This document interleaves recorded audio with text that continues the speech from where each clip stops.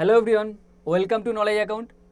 এই সেশনে আমি তোমাদের সঙ্গে লুসেন্ট থেকে মোস্ট ইম্পর্টেন্ট জেনারেল সায়েন্সের কোশ্চেন ডিসকাস করব। তো ফার্স্ট যারা যারা এখনও টেলিগ্রাম চ্যানেলে জয়েন হওনি তারা টেলিগ্রাম চ্যানেলে মাস্ট জয়েন হয়ে যাও। প্রতিটি ক্লাসের নোটিফিকেশান তোমরা ওখান থেকে পেয়ে যাবে, ঠিক আছে? তো ফার্স্ট কোশ্চেন তোমাদের সামনে আসবে, নিজেরা অ্যান্সার করার চেষ্টা করবে। আর যারা যারা এখনও চ্যানেলটিকে সাবস্ক্রাইব করেনি তারা সাবস্ক্রাইব করে নেবে। আর দেখো, এটা তোমাদের জন্য আছে, এটা একটু দেখে নেবে। এটা একটু বলে দিই ফার্স্টে, পাই ওয়ারিয়ার্স যেই ব্যাচটি তোমাদের হচ্ছে, বেসিক ব্যাচ হচ্ছে, মানে ওভারঅল কম্প্যাক্ট এটা।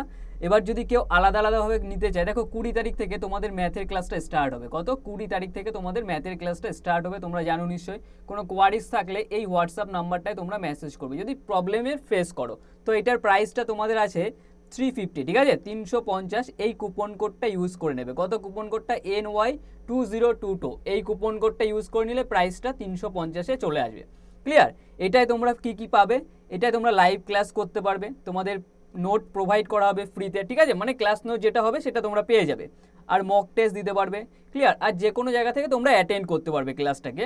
আর পরে তুমি রেকর্ডেড ক্লাস যত খুশি তত দেখতে পারবে, যতবার তোমার ডাউট থাকলে তুমি দেখতে পারবে। আর যে কোনো ডাউট থাকলে সেটা আমাদের সাথে তোমরা কন্ট্যাক্ট করে ক্লিয়ার করে নিতে পারবে, যে কোনো ডাউট থাকলে, ঠিক আছে? এটা হচ্ছে তোমাদের কারো যদি ম্যাথের প্রবলেম থাকে, অনলি ম্যাথের, ঠিক আছে? তাহলে সেটা হচ্ছে ম্যাথের। এখানে সমস্ত কোর্স তোমাদের মানে আছে, অ্যাভেলেবেল আছে। এবার এখানে হচ্ছে এটা হচ্ছে অনলি কারোর ধরো শুধু অঙ্কে প্রবলেম হচ্ছে, তো সে ম্যাথের কোর্সটা পারচেস করবে অনলি, ঠিক আছে?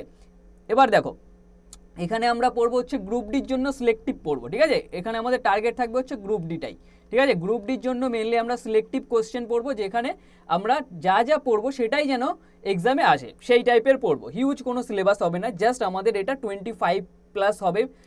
মানে তোমাদের যেই কোর্সটা হচ্ছে সেটা 25+ ক্লাসেস হবে, ঠিক আছে? ক্লিয়ার? এবার দেখো, তোমাদের নেক্সট আছে একটা রিজনিংয়ের ব্যাচ আছে। রিজনিংয়ের প্রাইসটাও একই 350। কোনো কোয়ারিজ থাকলে তোমরা এই নাম্বারটায় কল করে অথবা মেসেজ করে জিজ্ঞাসা করে নিতে পারবে, ঠিক আছে? সেম প্রসেস এখানে আছে, তোমরা লাইভ ক্লাস করতে পারবে, ফ্রি PDF তোমাদের প্রোভাইড করা হবে, মক টেস্ট দিতে পারবে। ক্লিয়ার? আর যে কোনো ডাউট থাকলে আমাদের সঙ্গে তোমরা ওটা ক্লিয়ার করতে পারবে ডাউটটা। এটাও সেম কুপন কোডটা ইউজ করে নেবে, তাহলে একদম মিনিমাম প্রাইস করা আছে, ঠিক আছে? 350 একদম মিনিমাম প্রাইস। তো পাই ওয়ারিয়ার্স এটা হচ্ছে রিজনিংয়ে। কারো যদি শুধু রিজনিং প্রবলেম থাকে তাহলে রিজনিংয়ের এই কোর্সটা পারচেস করে নেবে। ক্লিয়ার? এইটা স্টার্ট হবে 28 তারিখ, আর ম্যাথ স্টার্ট হবে 20 তারিখ থেকে, ঠিক আছে? এই 20 তারিখ থেকে, তার আগেই তোমরা সবাই জয়েন হয়ে যাবে কোর্সটা। ফার্স্ট তোমরা এই আপলিফট অ্যাপটাকে ডাউনলোড করে নেবে। ক্লিয়ার? এই আপলিফট অ্যাপে তোমাদের এই সমস্ত কোর্স হবে, ঠিক আছে? আগেরটাও তাই ছিল, এই আপলিফট অ্যাপে তোমরা ডাউনলোড করে নেবে, ওখানে সমস্ত ক্লাস তোমাদের হবে। এবার নেক্সট দেখো, এটা আছে তোমাদের সায়েন্সের কোর্সটা, ঠিক আছে? সায়েন্সের এখানে হবে তোমাদের, এটা আছে 390 আছে ফিটা। এইটা তোমরা এই কুপন কোডটা ইউজ করে নেবে, তাহলে এই মিনিমাম ফিস তোমরা পেয়ে যাবে, ঠিক আছে? এবার দেখো, এইটা তোমাদের হচ্ছে, এটাও সেম লাইভ ক্লাস করতে পারবে, তোমাদের নোট প্রোভাইড করা হবে। আর লাইভে যদি না থাকো তো রেকর্ডেড ক্লাস দেখতে পারবে। দেখো, ফিজিক্স, কেমিস্ট্রি, বায়োলজি এটাই তোমাদের কভার হয়ে যাবে। এটা স্টার্ট হবে তোমাদের 28 ডিসেম্বর থেকে, ঠিক আছে? 28, এটা হচ্ছে 27 আছে, ঠিক আছে? আগেরটা 28 ছিল, মানে পরপরই ওভারঅল পরপরই স্টার্ট হয়ে যাবে, এর মধ্যে স্টার্ট হয়ে যাবে, ঠিক আছে? তো দেখো, তার আগে তোমরা সবাই পারচেস করে নেবে, তার জন্য তোমাদের আপলিফট যে অ্যাপটা সেটা দরকার পড়বে, ওটা সবাই ডাউনলোড করে নেবে। ক্লিয়ার? আর কোনো কোয়ারিজ থাকলে এই হোয়াটসঅ্যাপ নাম্বারটায় তোমরা কল করে নেবে অথবা মেসেজ করে নেবে, ঠিক আছে? আর যদি কেউ পুরো ওভারঅল কম্প্যাক্ট জিনিসটা নিতে চায়, মানে যেখানে ম্যাথ থাকবে, রিজনিং থাকবে, সায়েন্সটা থাকবে, জিকে, কারেন্ট অ্যাফেয়ার্স সব কিছু থাকবে, তো ওভারঅল সেটার ফি দাঁড়াবে এইটা, ঠিক আছে? 873 দাঁড়াবে, ঠিক আছে? 873 তোমাদের এই ফিটা দাঁড়াবে। ক্লিয়ার? এইটা তোমাদের এই কুপন কোডটা ইউজ করলেই হবে। তো আমি প্রতিদিন এটা তোমাদের বলে দেবো, এই কয়দিন মানে এই 20 তারিখ অবধি আমি এটা বলবো। ক্লিয়ার? তো কোনো কোয়ারিজ থাকলে এইটাই তোমরা মেসেজ করে নেবে। এটা তোমাদের 20 তারিখ থেকে স্টার্ট হয়ে যাবে, ঠিক আছে? ম্যাথটা যেদিন থেকে স্টার্ট হবে তোমাদের এটা ইনক্লুড হয়ে যাবে, যদি ওভারঅল কেউ যদি পারচেস করে থাকে। আপলিফট অ্যাপটা তোমরা অবশ্যই ডাউনলোড করে নেবে। ক্লিয়ার? তো ফার্স্ট কোশ্চেন দেখো তোমাদের সামনে আসবে, নিজেরা আনসার করো এবার। আর যারা যারা এটা সম্পর্কে এখনও জানে না, এই কোর্সগুলো সম্পর্কে তাদের একটু জানাও, ঠিক আছে? কারণ অনেকের হেল্প হবে, কারণ এত মিনিমাম ফিসে তুমি পাবে না। তো নেক্সট দেখো, ফার্স্ট কোশ্চেন কি বলেছে দেখো, দাঁড়িয়ে থাকা ট্রেন চলতে শুরু করার সঙ্গে সঙ্গে ট্রেনের যাত্রীরা পিছনের দিকে ঝুঁকে পড়ে। মানে দেখো কি হয়, পিছনের দিকে কি করবে, ঝুঁকে পড়বে চলতে শুরু করলে। দেখো কোনো বস্তু যদি পৃথিবীতে স্থির অবস্থায় থাকে তো সে কি চাইবে, স্থির অবস্থায় থাকার চেষ্টা করবে। যতক্ষণ না পর্যন্ত তাকে কোনো ফোর্স দেওয়া হচ্ছে বাইরে থেকে, তাহলে সে কি থাকবে, স্থির অবস্থায় থাকবে। আবার কোনো বস্তু ধরো গতিশীল অবস্থায় আছে, কোনো একটা বস্তু গতিশীল অবস্থায় আছে, সে গতিশীল অবস্থায় থাকার চেষ্টা করবে যতক্ষণ না পর্যন্ত বাইরে থেকে কোনো ফোর্স দেওয়া হচ্ছে। ক্লিয়ার?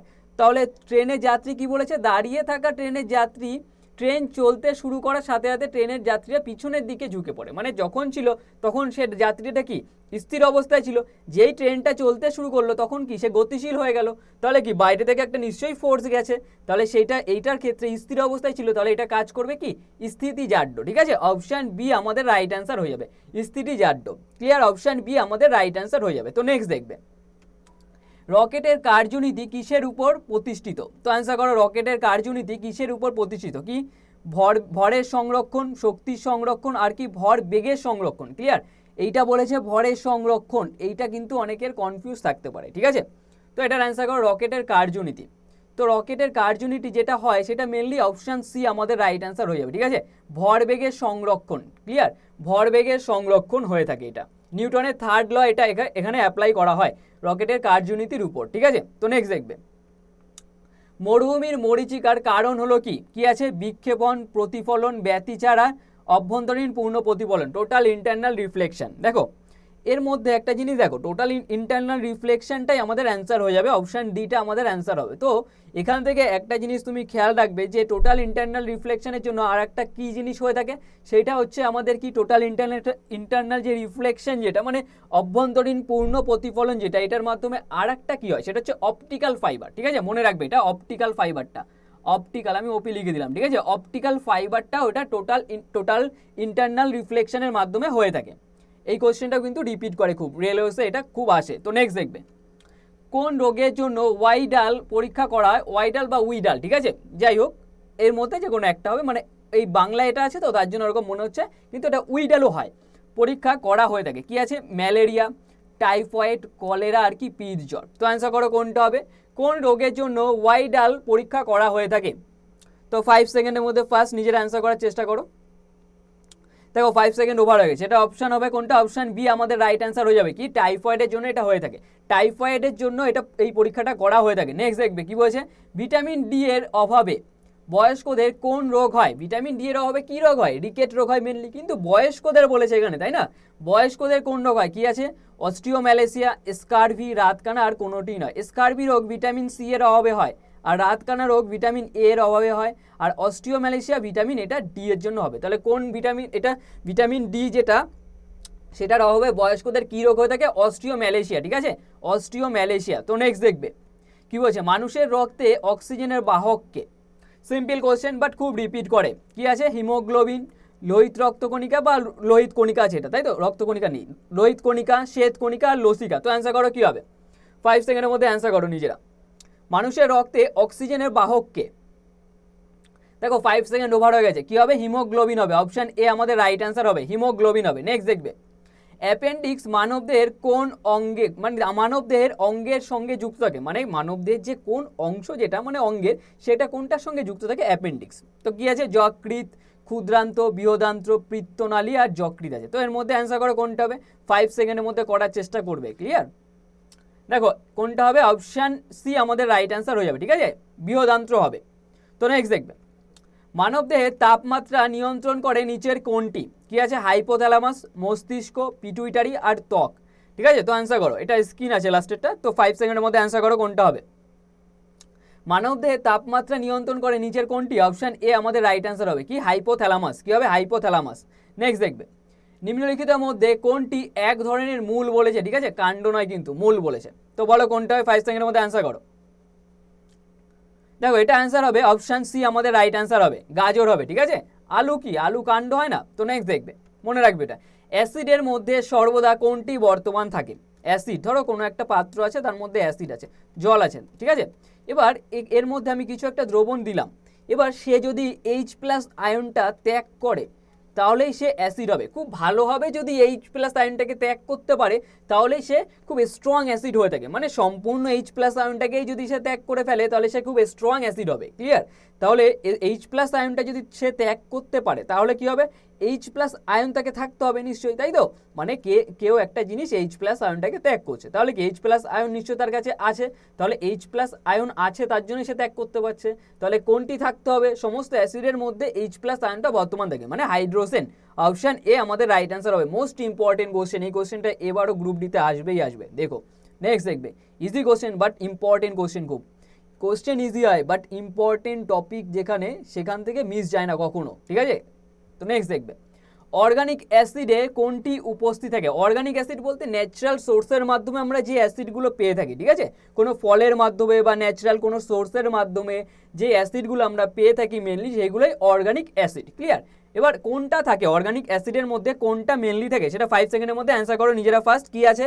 কার্বন, অক্সিজেন, নাইট্রোজেন, আর কি আছে? আর নান আছে, কোনোটিই নয়। তো 5 সেকেন্ডের মধ্যে অ্যান্সার করো কোনটা হবে, ঠিক আছে? 5 সেকেন্ডের মধ্যে অ্যান্সার করার চেষ্টা করবে। অর্গানিক অ্যাসিডে কোনটি থাকবেই থাকবে, ঠিক আছে? মানে মিস যাবে না, এটা মানে থাকবেই। ক্লিয়ার? দেখো অর্গানিক অ্যাসিড যেটা, সেটা কি মেনলি, সেটার মধ্যে কার্বনটা বর্তমান থাকবেই থাকবে, ঠিক আছে? তো অপশান কোনটা হবে? অপশান এ আমাদের রাইট অ্যান্সার হয়ে যাবে, ঠিক আছে? অপশান এ আমাদের রাইট অ্যান্সার হয়ে যাবে। অপশান এ, কার্বন প্রেজেন্ট থাকবেই, ঠিক আছে? অর্গানিক অ্যাসিডে কার্বন প্রেজেন্ট থাকবেই। ক্লিয়ার? কার্বন প্রেজেন্ট থাকবে। একটা অর্গানিক অ্যাসিড যেমন ল্যাকটিক অ্যাসিড হতে পারে। ক্লিয়ার? আমরা ল্যাকটিক অ্যাসিড পাই দুধে, তাই না? তো নেক্সট দেখবে কি বলছে, নিম্নলিখিতের মধ্যে কোনটি হাইড্রা অ্যাসিড? হাইড্রা অ্যাসিড কোনটা দেখো, যেখানে অক্সিজেন থাকবে না সেটা হচ্ছে হাইড্রা অ্যাসিড। তাহলে দেখো এখানে অক্সিজেন নেই, এটা অক্সিজেন নেই, এটা অক্সিজেন নেই, ঠিক আছে? তাহলে এর মধ্যে সবকটি হাইড্রা অ্যাসিড হবে। অপশন ডি আমাদের রাইট অ্যান্সার, ঠিক আছে? এইটুক পুরোটা মনে রাখবে, ঠিক আছে? ডেফিনেশনটি যেখানে অক্সিজেনটা আমরা পাবো না, ক্লিয়ার, সেটাই মেনলি হাইড্রা অ্যাসিড হয়ে থাকে। নেক্সট দেখবে, নিম্নলিখিতের মধ্যে কোনটি একটি শক্তিশালী অ্যাসিড? শক্তিশালী অ্যাসিড কি আছে? Hydrochloric acid, sulphuric acid, nitric acid, আর কি সবকটি? তো অ্যান্সার করো কোনটা হবে। নিম্নলিখিতের মধ্যে কোনটি একটি শক্তিশালী অ্যাসিড?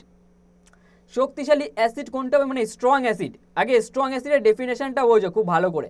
দেখো স্ট্রং অ্যাসিডের ডেফিনেশন হচ্ছে কোনো একটা জলীয় দ্রবণ আছে, এর মধ্যে যদি কোনো অ্যাসিড দেওয়া হয়, সে যদি সম্পূর্ণভাবে এইচ প্লাস আয়নটাকে খুব ভালোভাবে ত্যাগ করতে পারে, ঠিক আছে?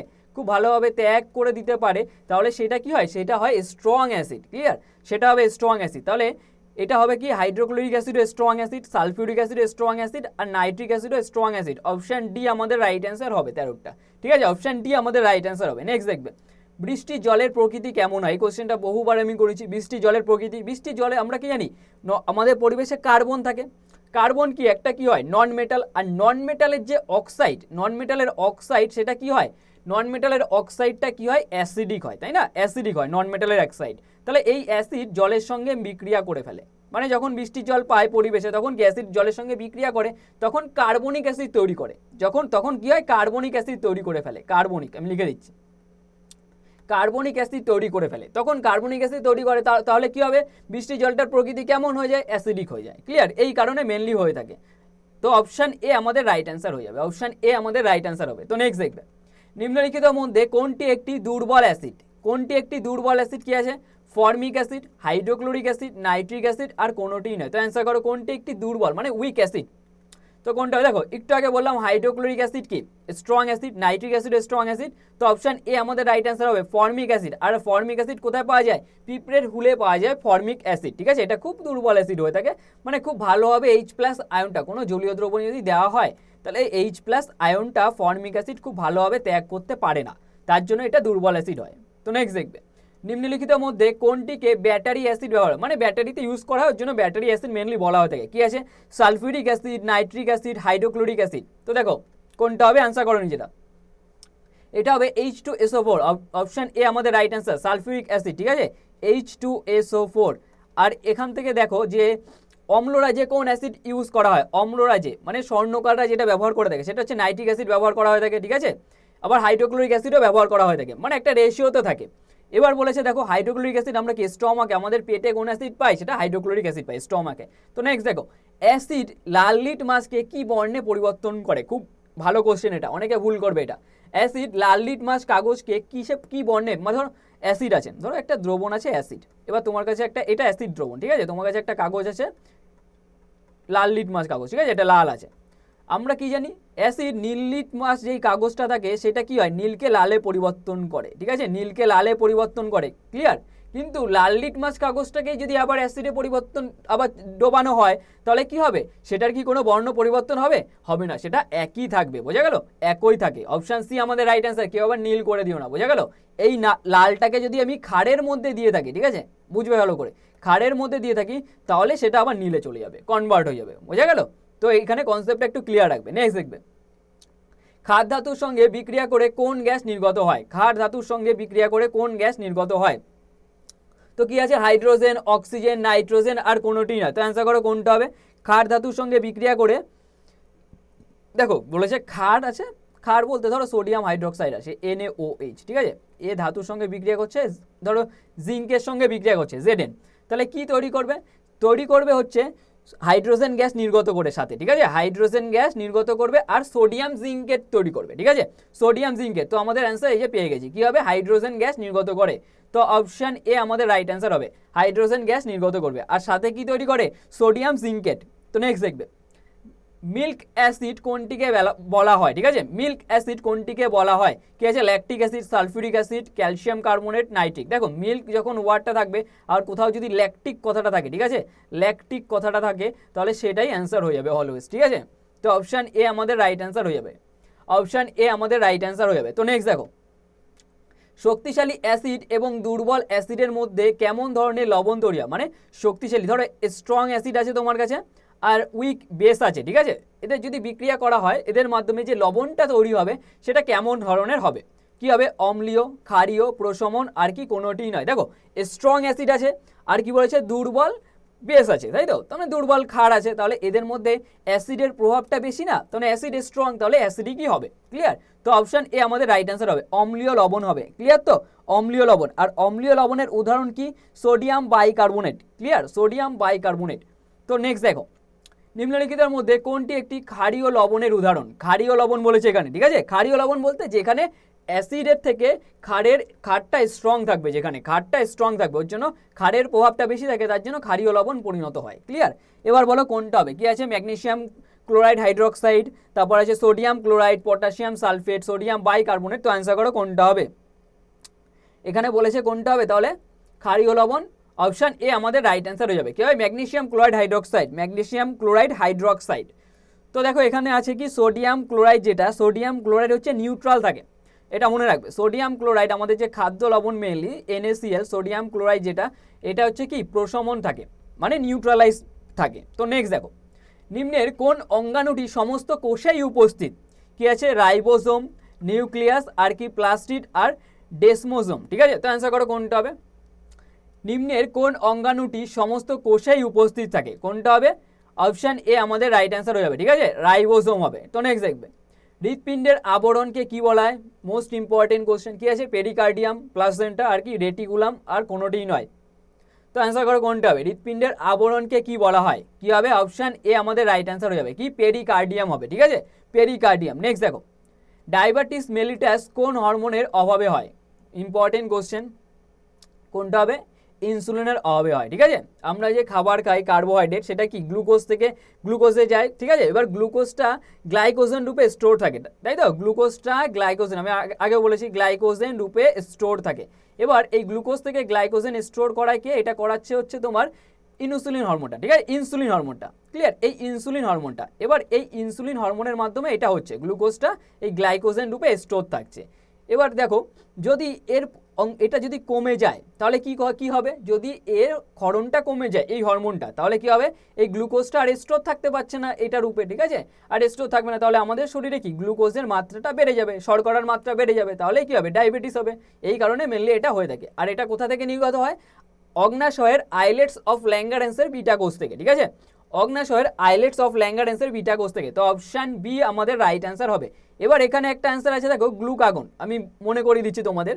এবার ধরো আমাদের শরীরে শর্করার প্রয়োজন মানে কম হয়ে যাচ্ছে, তখন কি হবে, তখন এই গ্লুকোজ থেকে যে গ্লাইকোজেন হচ্ছে তখন আবার গ্লাইকোজেন থেকে এখানে গ্লুকোজে কনভার্ট করবে, সেটা কে করে, সেটা হচ্ছে গ্লুকাগন নামক হরমোন, এটা কনভার্ট করে দেয়, ঠিক আছে।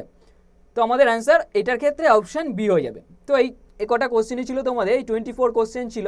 এই 24 কোশ্চেনে তোমরা কতগুলো ঠিক করতে পারে সেটা কমেন্ট করে জানাও। আর আজকে সেশনটা কেমন লাগলো সেটাও কমেন্ট করে জানাও, ঠিক আছে? আর কোথাও প্রবলেম থাকলে সেটা জানাবে। আর তোমরা 20 তারিখ থেকে তোমাদের ম্যাথের কোর্সটা স্টার্ট হয়ে যাবে, ঠিক আছে? ওটায় তোমরা যারা এখনও জয়েন হওনি তারা জয়েন হয়ে যাবে, ঠিক আছে? আর কোনো ডাউট থাকলে তোমরা ওই হোয়াটসঅ্যাপ নাম্বারটায় কল করে নেবে অথবা মেসেজ করে নেবে, ঠিক আছে? তো আজ এ অবধি থাকবে।